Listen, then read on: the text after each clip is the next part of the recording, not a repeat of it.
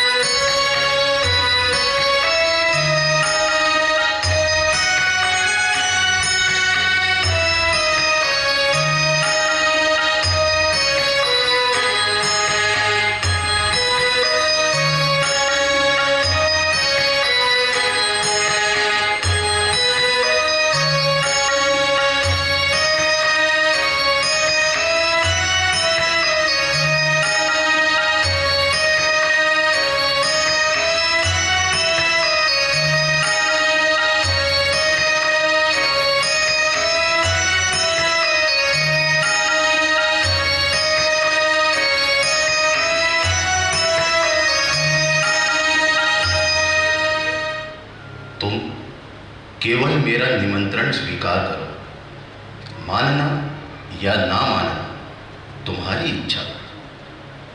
इस भवन में तुम्हारे लिए दिया जला है, तुम भीतर आओ।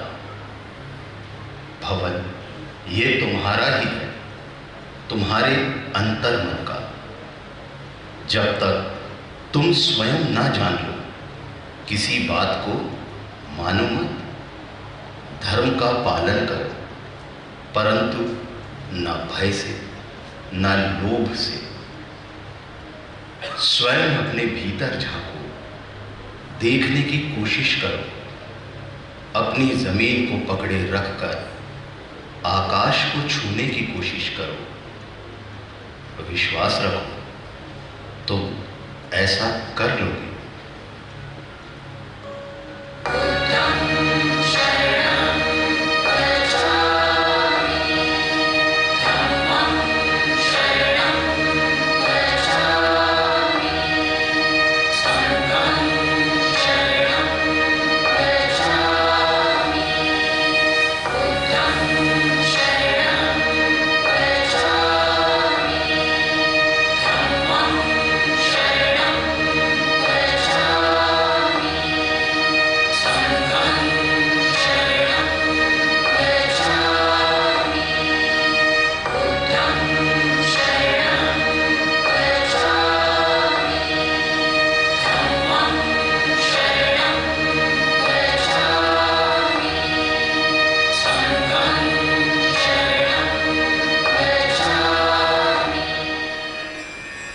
भगवान बुद्ध के 547 पूर्व जन्मों में उन्हें बोधिसत्व कहा गया है।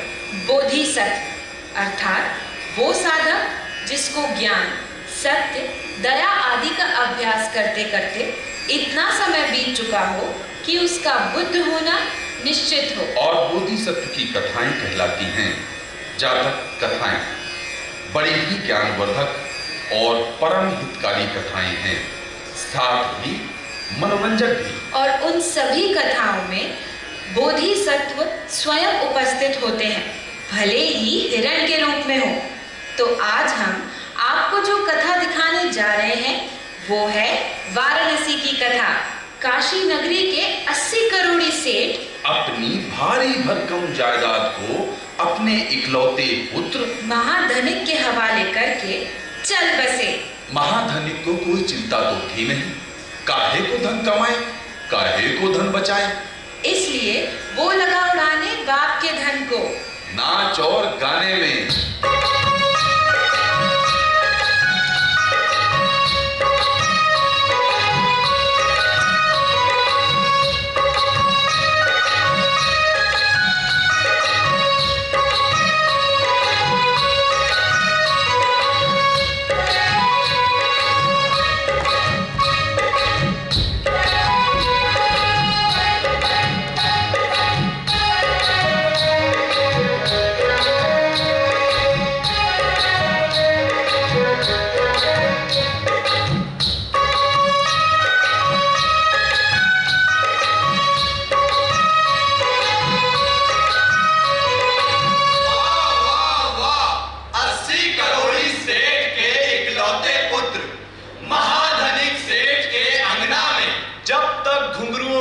छन छन ना सुनाई दे, जब तक नचनिया के पैरन की थिरकन ना दिखाई दे। तो काहे का नगर सेठ? अरे वो कौनो जिंदगी है जहाँ रस ना हो, जहाँ रंग ना हो।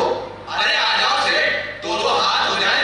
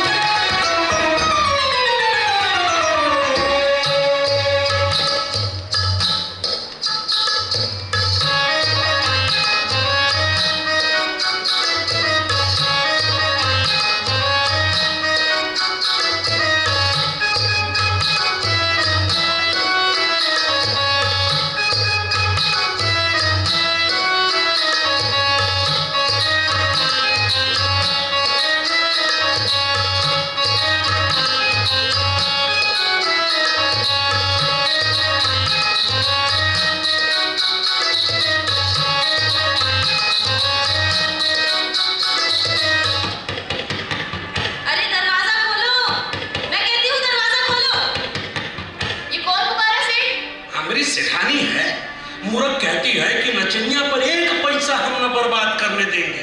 अरे पैसा हमारा है, नचनिया हमारी है, तुम कौन होती हो रोकने वाली? चिंता ना करो, हमने उसे कोठरिया में बंद कर दिया है, तुम तो खुलकर नाचो। हम ऐसे भी नहीं नाच सकते। काहे? क्या समस्या है? ऐसा लगता है कि टूट पड़ेगी हमारे ऊपर।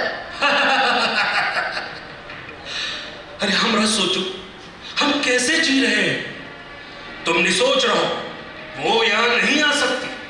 मोटे मोटे दरवाजे के अंदर बंद है, जो बिना चार पहलवान के नहीं टूट सकता। तुम तो नाचो।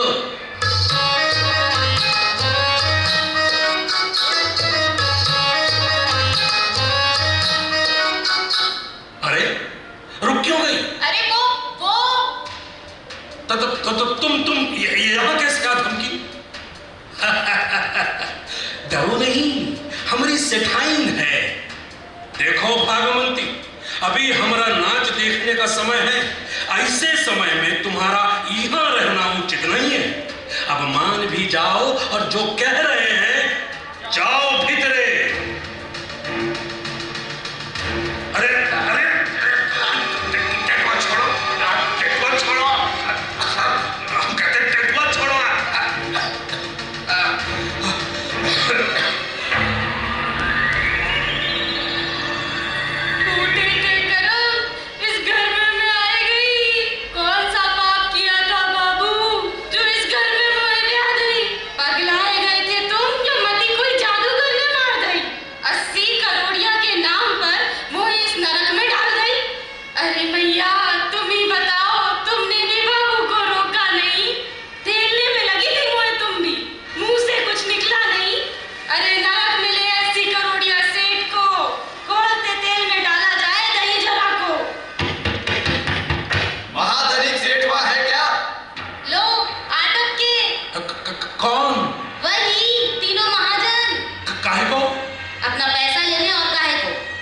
बहुत कूटेंगे वो हमको। हाँ तो कुटवा लेना, पर उनका सामना करो। उनसे कहो कि तुम उनका पैसा लौटा दोगे। पर कहाँ से लौटावेंगे? चाहे जहां से लौटाओ, अपने को बेच कर लौटाओ, मैं कुछ नहीं जानती। अब ऐसे तनाव में करूं भी तो क्या करूं? अरे महाधनिक सेठवा है क्या? एक तरफ कुआं, दूसरी तरफ खाई, चलो सह लेंगे पिटाई। अरे महाधनिक सेठवा है क्या? हाँ खोलते हैं, खोलते हैं। अरे दर्शन हुए प्रभु के, जीवन धन्य हो गया, बिना मरे ही सरग मिल गया। ऐसे व्यंग न मारिए। हाँ ठीक है, चलो पैसा निकालो। आज पूरा हिसाब बराबर करके ही जाएंगे। अरे कुछ कहोगे भी? यही कि हमारे पास पैसा है ही नहीं। है? पैसा नहीं है? हाँ नहीं है। आज हम या तो अपना पैसा लेकर जाएंगे या तुमको मार के जाएंगे। स्वीकार है, मार ही दो। न रहेगा बांस, न बाजे की बंसुरिया। ये ऐसे नहीं मानेगा, इसे राजा के पास ले चलो। पर राजा के पास मत ले चलो, राजा के पास मत ले चलो। सुनो देखो, हम तुम्हारा पैसा वापस करते हैं। हाँ, अब बुद्धि ठिकाने पर आई। पर पैसा हियां नहीं। तब कहाँ है? गंगा किनारे पिताजी ने वहीं गड़ा कर रखा है। हाँ तो फिर चलो। हाँ हाँ चलो।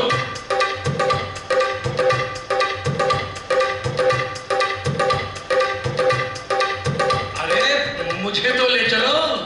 अरे हाँ।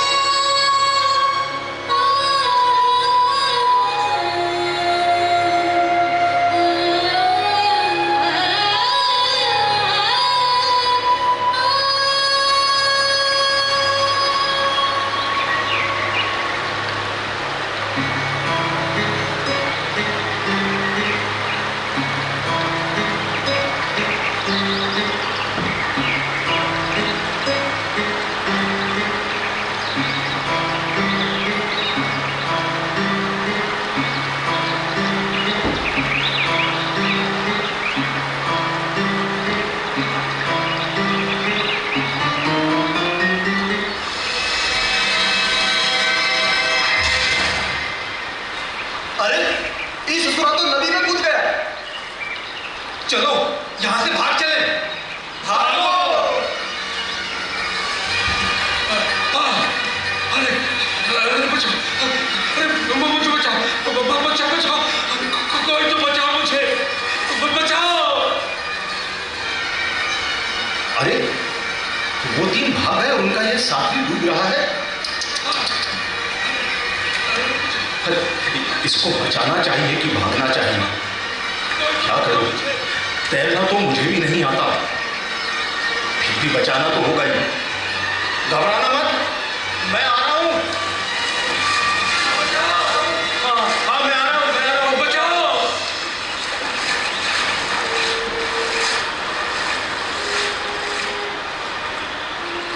हाँ, कितने अच्छे हो तुम। भगवान ने तुम्हें सही समय पर यहां पहुंचा दिया, नहीं तो मैं डूब ही जाता। बहुत बहुत धन्यवाद।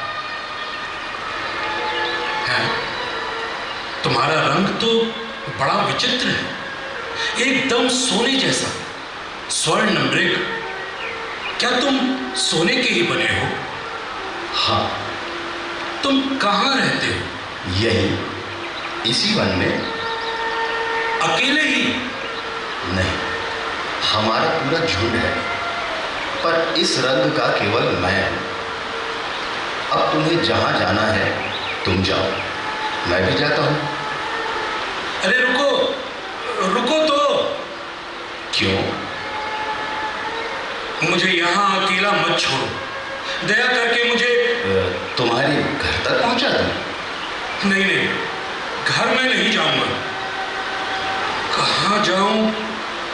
सुनो, तुम मुझे काशी नगर में छोड़ दो, फिर मैं जहां मन होगा चला जाऊंगा। चलो ठीक है, आओ। मुझे भूख भी लगी है। ठीक है, तुम्हें कुछ खिलाकर छोड़ देता हूं। मैं तुमसे फिर कभी मिल सकता हूं? नहीं, क्योंकि मैं किसी से नहीं मिलता। मिलता हूं तो केवल अपने प्रयोजन से। अपने प्रयोजन से? मुझसे मिलने में तुम्हारा क्या प्रयोजन था? वो तुम नहीं समझोगे। चलो बैठो। एक बात और, मैं यहां रहता हूं ये किसी को मत बताना। नहीं बताऊंगा। वचन दो, किसी को नहीं बताओगे। वचन देता हूं, नहीं बताऊंगा।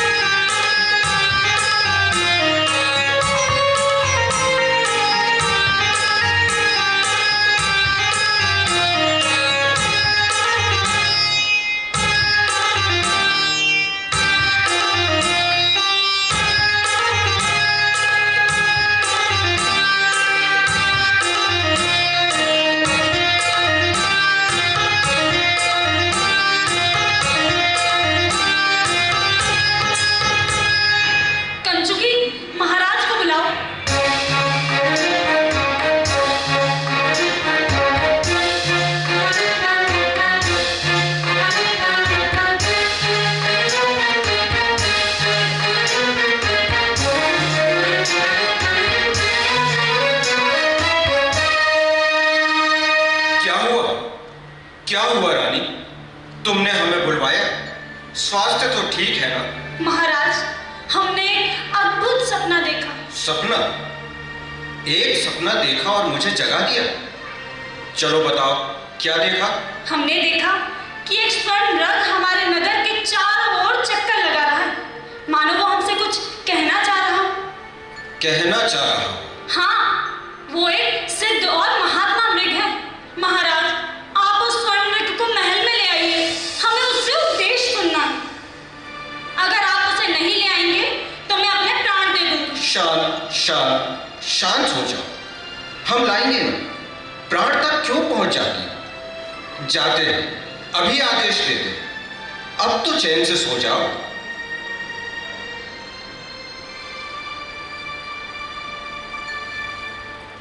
सिपाहियों,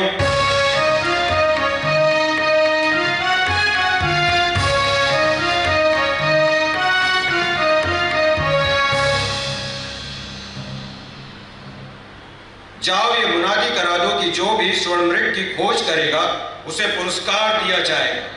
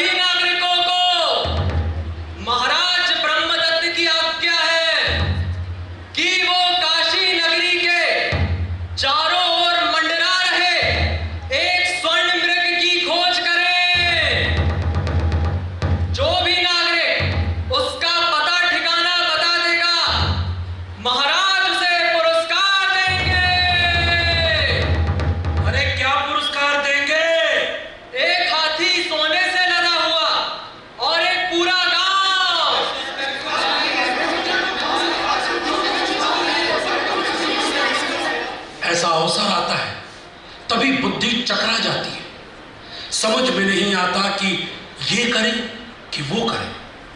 स्वर्ण मृग कहाँ रहता है मुझे पता है, पर बताता हूं तो उसको दिया वचन टूटता है, और नहीं बताता हूं तो इतना सारा धन और गांव छूटता है। चलो बता ही देता हूं। सुनो सुनो। हाँ, क्या है? क्या महाराज सचमुच पुरस्कार देंगे? हाँ, अगर स्वर्ण मृग का पता बता दिया तो। क्या तुम जानते हो स्वर्ण मृग का पता? हाँ, नहीं, हाँ, नहीं। अरे पगला गया है क्या? अगर पता जानते हो तो बताओ, नहीं तो जाओ यहाँ से। मुझे पता है। अच्छा, तो चलो महाराज के पास। चलो।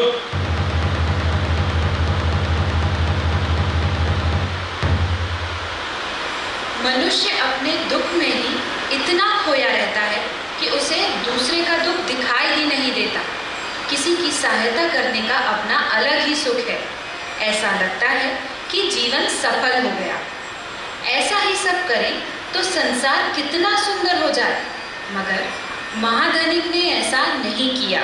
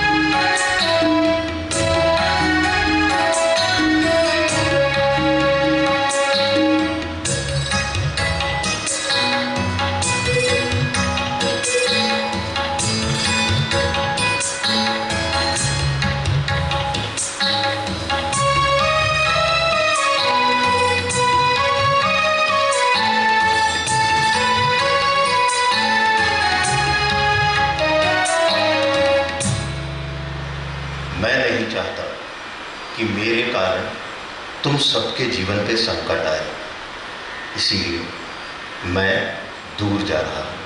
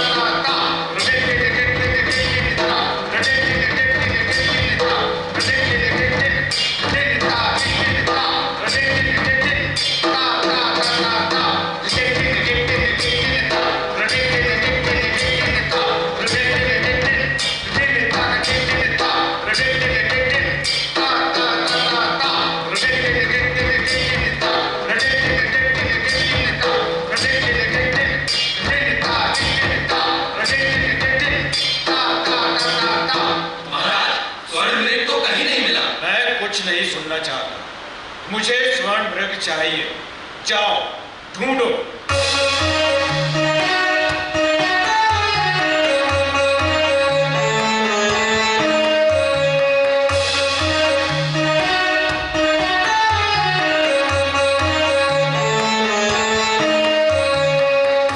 महाराज स्वर्ण मृग कहीं नहीं मिला।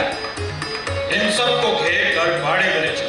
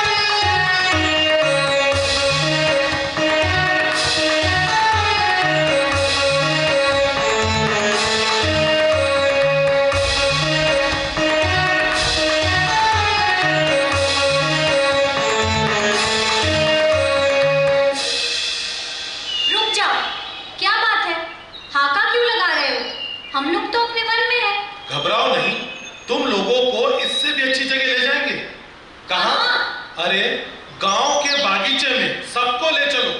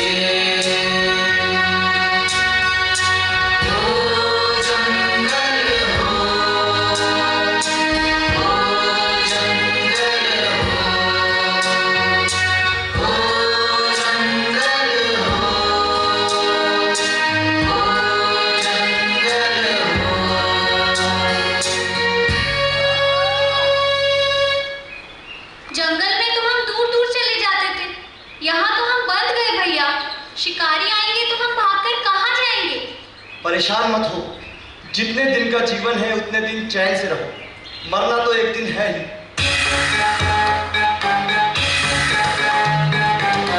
अरे भागो, शिकारी राजा आ रहा है।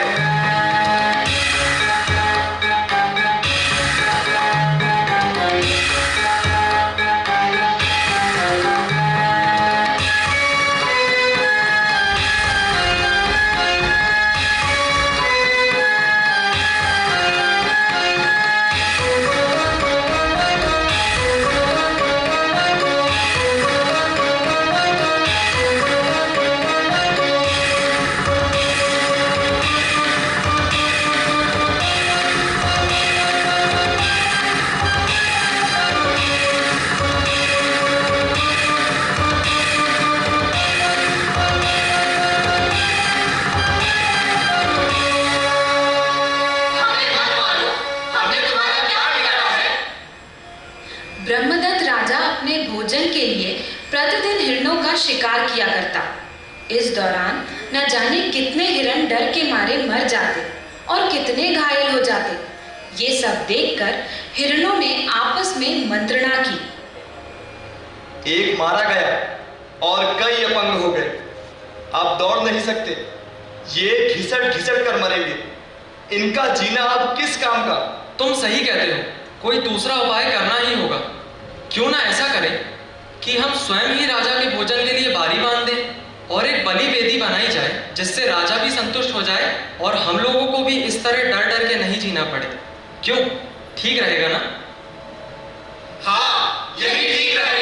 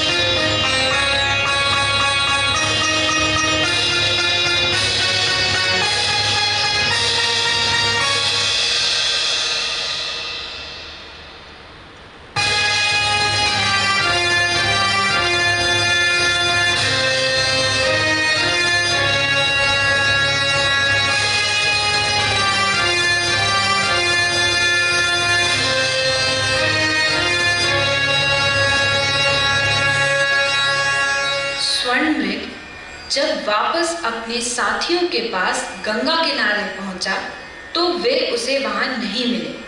तब वो उन्हें खोजता हुआ बाड़े में जा पहुंचा।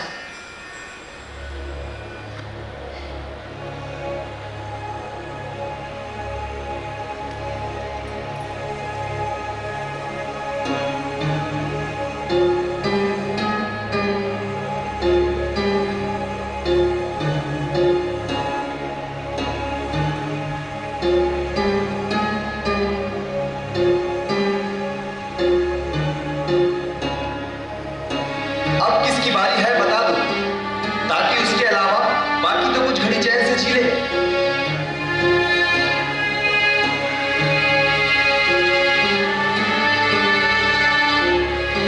आज तुम्हारी बारी है।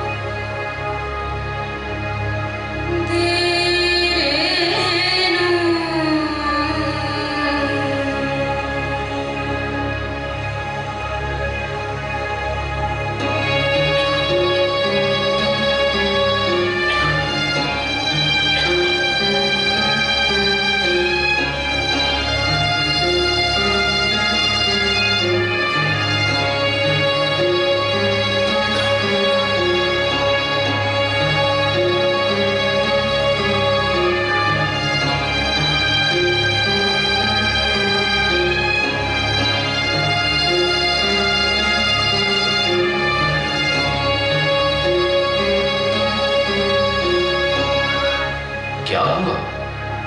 आप लोग इतने दुखी क्यों हैं?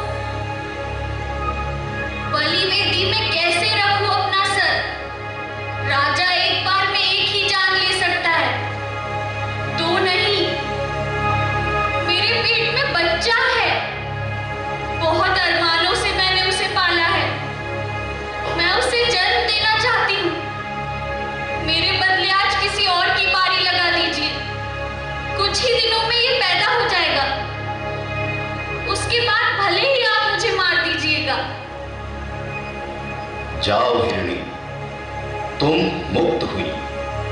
जाओ तुम्हारे स्थान पर मैं अपनी जान दूंगा।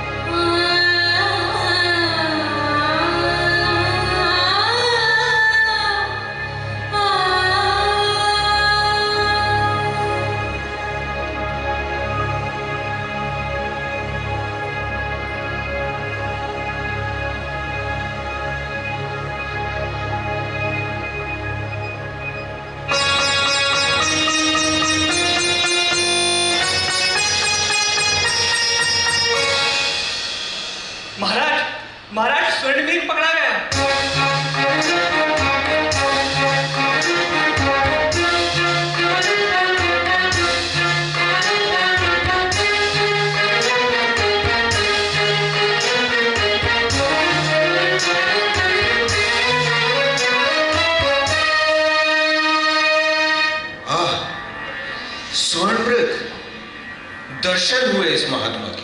आप ही को स्वप्न में देखा था मैंने। राजा, अब अपने सैनिकों को कहें कि वो मेरी हत्या कर दें। नहीं, हम आपकी हत्या नहीं कर सकते। अच्छा राजन, मेरा ठिकाना तो बहुत ही गोपनीय था। आपको किसने बताया? इस महान व्यक्ति ने। अच्छा, तो ये वही है जिसे मैंने गंगा में डूबने से बचाया था।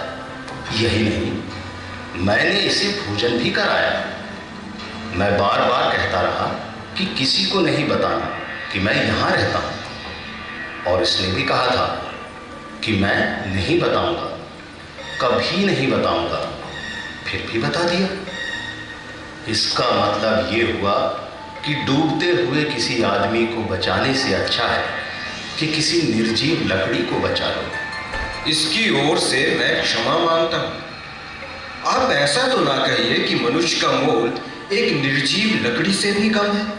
क्यों ना कहूँ, एक बेजान और गूंगी लकड़ी कई गुना अच्छी और कीमती है ऐसे मनुष्यों से कम वो 2 जून का ईंधन तो बनती है, सड़ गलकर कोयला तो बनती है। ये क्या बनेगा? लालच और मोह में पड़कर गंधाती हुई हवा, जो इस पूरी प्रकृति का एक दिन सर्वनाश कर देगी। भला बताओ, लालच में पड़कर अपने प्राण बचाने वाले के विरुद्ध ही खड़ा हो गया। अरे वचन का कुछ तो मूल्य होना चाहिए। क्षमा, क्षमा, मैं क्षमा चाहता हूं। मैंने बड़ी भूल की है। लालच में पड़कर मैंने पाप किया है। एक बार मुझे क्षमा कर दे महाराज। मैं अब कभी ऐसा नहीं करूंगा, कभी नहीं। कभी नहीं। तू क्षमा योग्य है ही नहीं। ले जाओ उसे। ठहरो, आज्ञा कीजिए महात्मा। ये मर जाएगा तो इसकी पत्नी अकेली हो जाएगी, इसके बच्चे अनाथ हो जाएंगे, और सुधरने का अवसर तो एक बार मिलना ही चाहिए। इसे क्षमा कर दो। आप जो भी, हम मनुष्यों से कितने बड़े, आप पवित्र आत्मा हैं।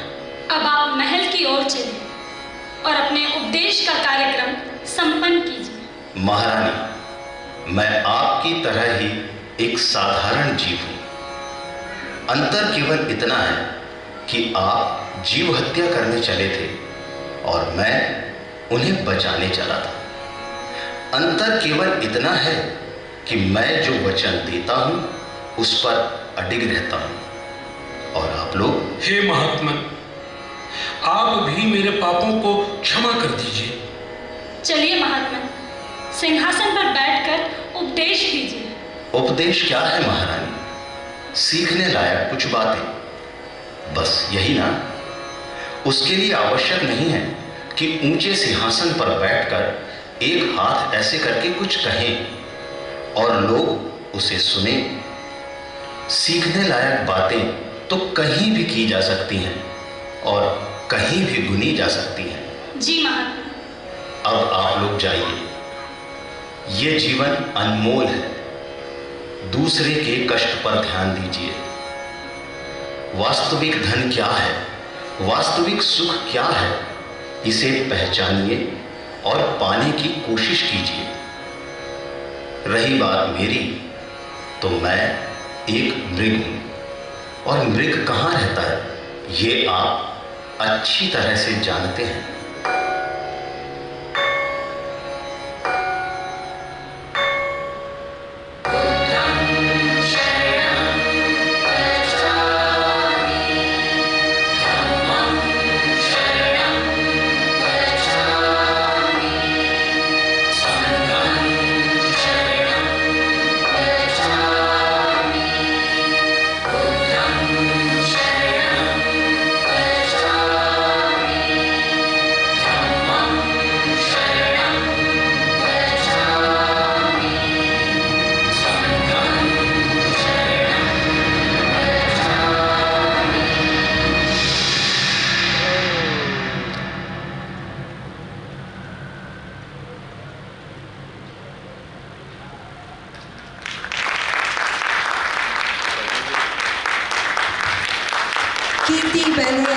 परफॉर्मिंग आर्ट्स की प्रस्तुति बैले बोधिसत्व अभी आप देख रहे थे। सभी कलाकारों से निवेदन है कृपया थोड़ी देर के लिए मंच पर रहें और मैं इस सुंदर कोरियोग्राफी के लिए श्री चंद्र माधव बारिक जी से निवेदन करूंगी मंच पर आ जाएं। जोरदार तालियां माधव दादा के लिए। मंच पर ये सभी सहयोगी कलाकार भी एक बार मंच पर आने का कष्ट करें। अतिथि दीर्घा में हमारे कुछ अतिथि आज आपके इस प्रस्तुति के अवलोकन के लिए यहाँ पर फिर उपस्थित हुए हैं। मैं संजय उपाध्याय जी से निवेदन करूंगी, सादर अनुरोध करूंगी कृपया आप मंच पर आएं। श्री रामचंद्र जी आप भी मंच पर आएं। रानी दीदी आप मंच पर आने का कष्ट करें।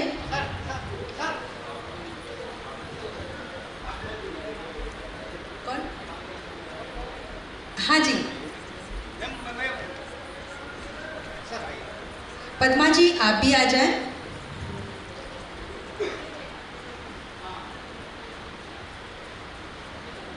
श्री चंद्र माधव बारिक जी के कोरियोग्राफर में आज आपने इतनी सुंदर प्रस्तुति देखी। सभी पार्थो जी से निवेदन है आप भी कृपया सादर आमंत्रित हैं मंच पर और जोरदार तालियां हमारे सभी कलाकारों के लिए, सभी अतिथियों के लिए। नज़ीर कुरैशी जी से अनुरोध करूंगी आप मंच पर कृपया सादर पधारें। हमारे इन युवा कलाकारों की प्रस्तुति आप सभी को कैसी लगी मैं इसके बारे में आप सभी से जानना चाहूँगी।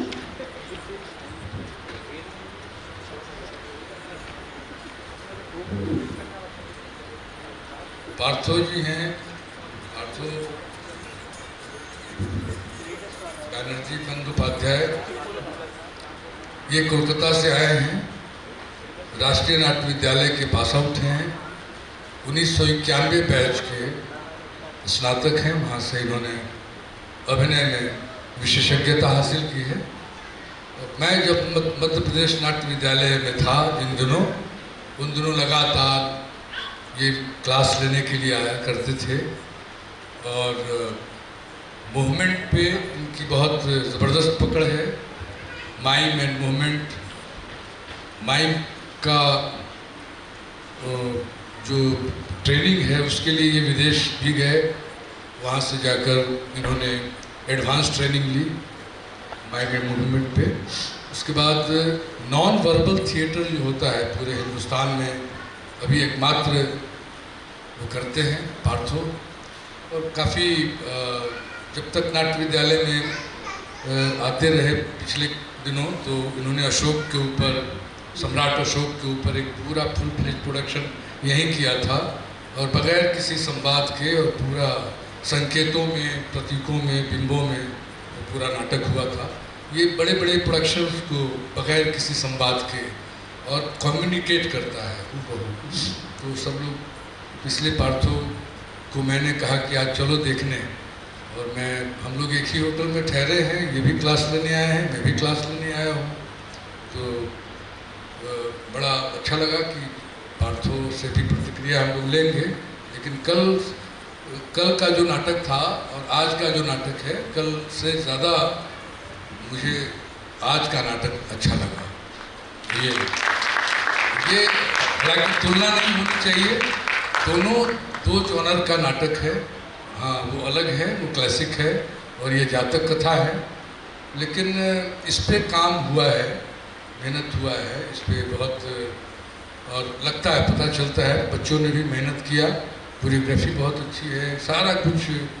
कल का भी नाटक अच्छा था, ये नहीं कह रहे हैं कि, लेकिन कल वाले प्रदर्शन में उसको और थोड़ा उस पर काम किया जाए तो और बेहतर होगा। आने वाले दिनों में उम्मीद करता हूँ कि वह भी बहुत अच्छा हो और आज का भी बहुत अच्छा। चूँकि जातक कथाओं से मैं भी काफ़ी प्रभावित रहा हूँ, मैंने भी जातक कथा इसकी पहले की है, तो मैं समझ सकता हूँ कि कितना उसमें मेहनत करना पड़ता है। और कुल मिलाकर एक आज बड़ा ही एक पावरफुल और अच्छा, बहुत ही बात जिसको कहते हैं होल्ड करना, तो पूरा प्रोडक्शन होल्ड कर रहा था और हम सब लोग अंत तक बंधे हुए रहे। तो कुल मिलाकर एक बार माधव जी को, चूँकि कोरियोग्राफी के क्षेत्र में माधव जी का जवाब नहीं, मैंने तो उनको पढ़ना और इनकी प्रतिभा, इनकी कला से प्रभावित होकर मैंने इनको पटना भी बुलाया कि आइए हमारा एक प्रोडक्शन था धरती आबा, जो बिरसा मुंडा की कहानी के ऊपर है, उस पर इन्होंने कोरियोग्राफी की थी और बहुत ही बेहतरीन तरीके से हमारे बच्चों ने कोशिश की थी। तो माधव दा हैं और अच्छा किया था उन लोगों ने, मतलब अच्छा किया था। आप जब रहेंगे तो अच्छा, आपके सारे विद्यार्थी, आपके सारे बच्चे इतना अच्छा काम कर रहे हैं, तो कुल मिलाकर बहुत ही उम्दा। और मैं चाहूँगा कि बाकी जो लोग हैं वो भी अपनी बात रखें। अर्थों पर संजय जी हमारे बड़े भाई जैसे हैं, 1 साल सीनियर है हमारे NSD में। हाँ, लेकिन बहुत संजय जी बहुत इंस्पायर करते हैं हमें। तो मैं सोच रहा था कि आज बारिश हो रहा है कि संजय जी जाएंगे, तो संजय जी ने बहुत बोला कि क्यों घर में बैठ के क्या करोगे रूम में, चलो। तो मैंने फिर आया। और माधव जी आपको बहुत बहुत शुक्रिया, बहुत बहुत धन्यवाद कि बहुत अच्छा प्रोडक्शन था और आप लोगों सभी ने बहुत मेहनत की। आप लोगों ने बहुत बहुत बधाई हो आप लोगों को। और ये मंच मैंने वो याद आ रहा है मुझे कि इसमें कितने हम क्लासेस किए हैं, सीन वर्क किए थे। तो बहुत साल बाद यहाँ आके बहुत ही अच्छा लग रहा है मुझे। बहुत बहुत धन्यवाद आप सभी को। नमस्कार।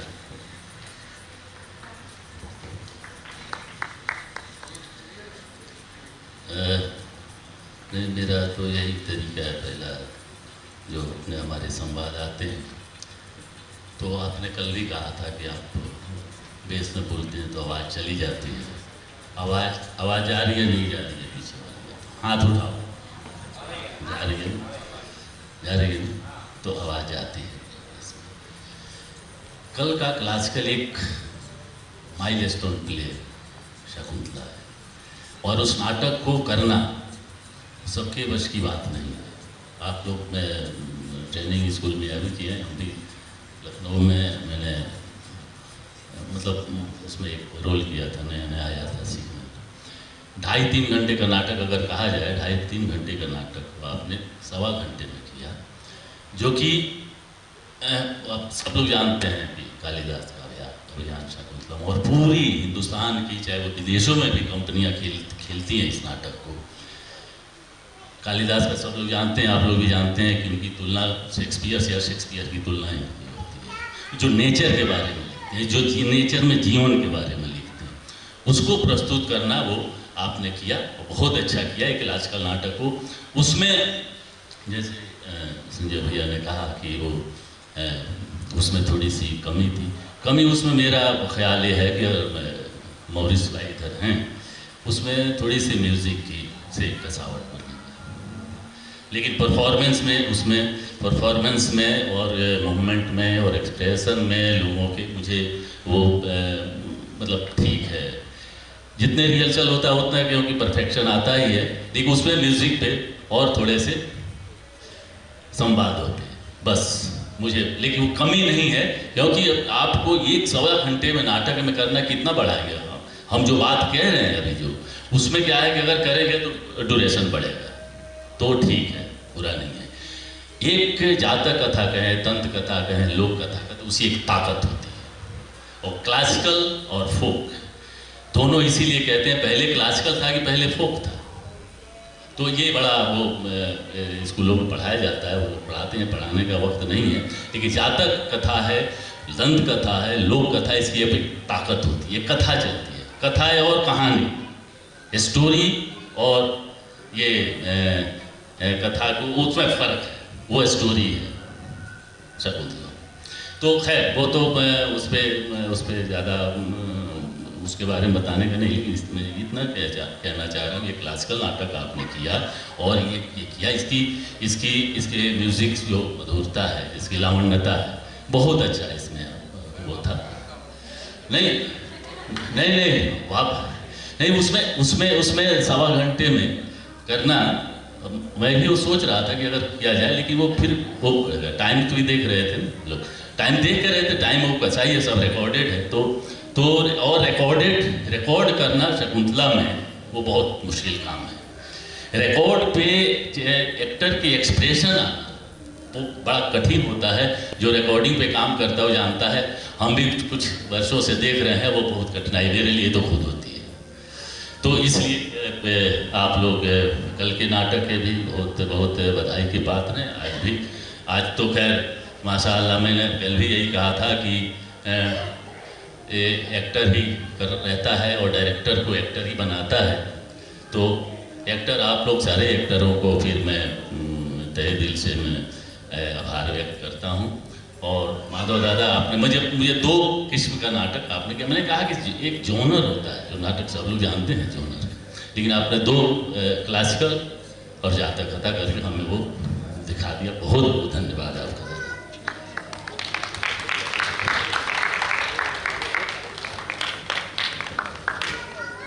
जहाँ से राम भाई ने बात ख़त्म करी, मैं वहीं पर आऊँगा कि जातक कथाएं निश्चित रूप से जो प्रभाव छोड़ती हैं और मैसेज दे के जाती हैं, वो अपने आप में एक बहुत अच्छी चीज़ तो है, लेकिन उसको इस खूबसूरती के साथ प्रस्तुत करना जो माधव दादा मेहनत करते हैं, और मंच पे आप लोगों ने जो मेहनत की उसके लिए सभी को बहुत बहुत बधाई, बहुत बहुत मुबारकबाद।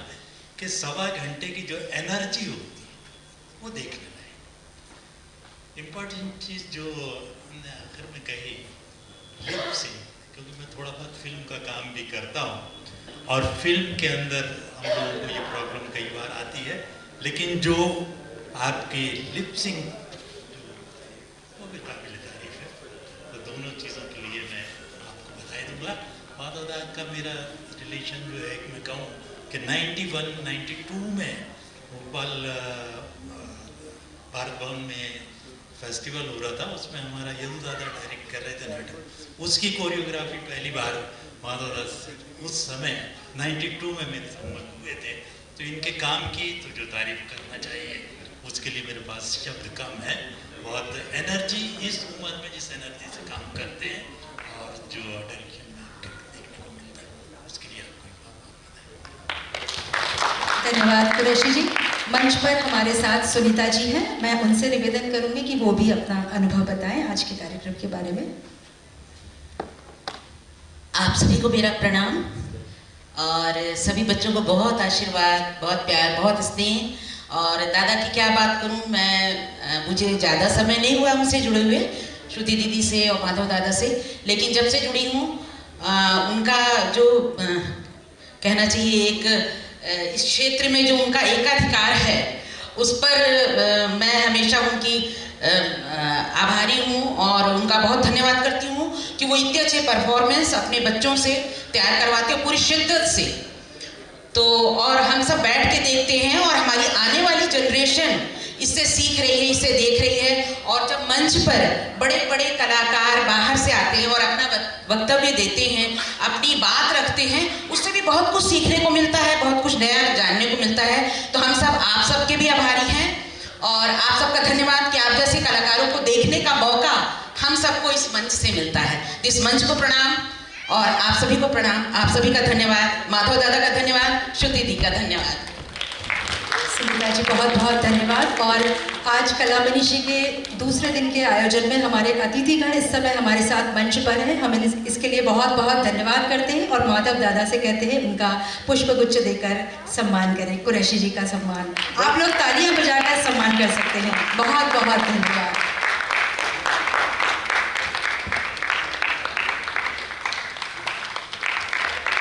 पार्थ दादा, संजय उपाध्याय जी, आज हमारा मंच पावन हो गया इन सब अतिथियों को पाकर और इतनी सुंदर प्रस्तुति के लिए मैं सभी को धन्यवाद दूंगी। साथ ही मैं मंच पर जो हमारे कलाकार हैं उनका नाम से परिचय कराना चाहूँगी। वैसे तो आप सभी परिचित हैं। युवा कलाकार विभा श्रीवास्तव, सुमन कोठारी, मनीषा हुरैया, वर्षा मालवीय, यामिनी चक्रपाणी, प्रियंका शर्मा, प्रशिता मेहरा, अनन्या, ममता दुर्वे, आयुषी दुबे, सिद्धार्थ बारिक, प्रकाश, आशीष ओझा, राहुल जाधव, सोनू साहा, साहिल श्रीवास्तव, शानू चौकीकर, मणि कुमार, आयुष मीना और रितेश पुसी। इसके अलावा मंच पर हमारे सहयोगी कलाकार थे वेशभूषा और आभूषण में अनामिका हर्ष, जोरदार तालियां। आलेख था श्री योगेश त्रिपाठी जी का। ब्रोशर और फ्लैक्स डिजाइन किया था अनु अग्निहोत्री ने। रूप सज्जा अनुजा सक्सेना की। प्रकाश परिकल्पना और संचालन में थे दयानिधि मोहंता। संगीत निर्देशन किया था मॉरिस लाजरस ने। निर्देशन और कोरियोग्राफी जो आपने इतनी सुंदर देखी श्री चंद्रमाधव बारिक की थी। सभी के लिए जोरदार तालियां। और दर्शक, हम आप सभी से धन्यवाद कहेंगे, आप सभी का आभार कि आप लोग हमारे कार्यक्रम के अवलोकन के लिए यहाँ उपस्थित हुए। साथ ही सभी अतिथियों का धन्यवाद और आभार करते हैं। साथ ही आभार व्यक्त करते हैं संस्कृति संचालनालय मध्य प्रदेश शासन का, रंगश्री लिटिल बैले ट्रुप का और यहाँ के सभी सहयोगी कर्मचारियों का, साथियों का, Chaitanya social cultural society, Bayar social welfare society, print Sanjay typing institute, Tanishq digital video और समस्त प्रिंट और इलेक्ट्रॉनिक मीडिया का हम आभार करते हैं। साथ ही आज के कार्यक्रम की वीडियोग्राफी और फोटोग्राफी की श्री संजीव यादव जी ने, हम उनके बहुत बहुत आभारी हैं। और इसी के साथ आज का हमारा कला मनीषी का 2 दिवसीय कार्यक्रम यहीं पर संपन्न होता है। विभा जी, आप कुछ कहना चाहेंगी?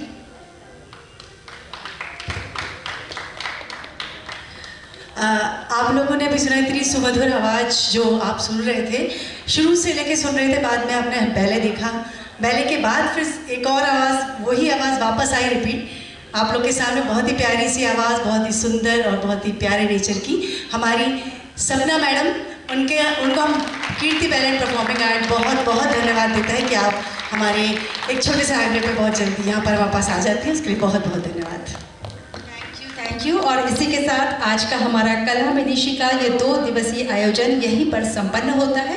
फिर मुलाकात होगी। शुभ रात्रि, धन्यवाद।